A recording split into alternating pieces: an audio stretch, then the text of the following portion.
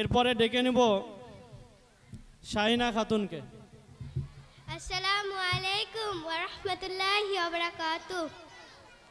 আমার নাম শাহিনা খাতুন, আমি ক্লাস 4B তে পড়ি। আমি একটি সূরা বলতে চাই। সূরাটির নাম সূরা আল ওয়াকিয়া। 1 থেকে 12 আয়াত পর্যন্ত অর্থসহ পাঠ করতে চাই। আউযু বিল্লাহি মিনাশ শাইতানির রাজিম। বিতাড়িত শয়তানের হাত থেকে আল্লাহর কাছে সাহায্য প্রার্থনা করি। বিসমিল্লাহির রহমানির রহিম। পরম করুণাময় দয়াবান আল্লাহর নামে শুরু করছি। ইযা ওয়াকআতিল ওয়াকিয়া, যখন কিয়ামত সংঘটিত হবে। লাইসা লিওয়াকআতিহা কাযিবা, তখন তার সংগঠন অস্বীকার করার কেউ থাকবে না।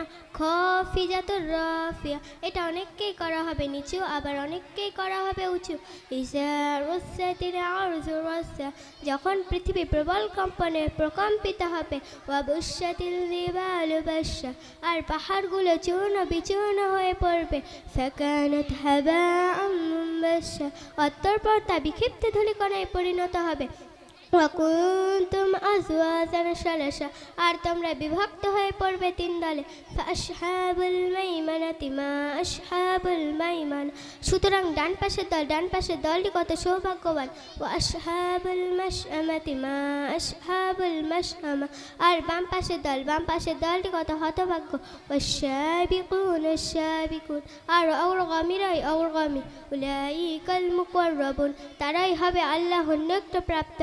ফি জান্নাতিন নাঈম, তারাই থাকবে সুখময় জান্নাত সমূহে। আসসালামু আলাইকুম ওয়া রাহমাতুল্লাহি ওয়া বারাকাতুহু। আসসালামু আলাইকুম। আলহামদুলিল্লাহ, আমরা সূরা কিরাত অর্থ সহ শুনে নিলাম।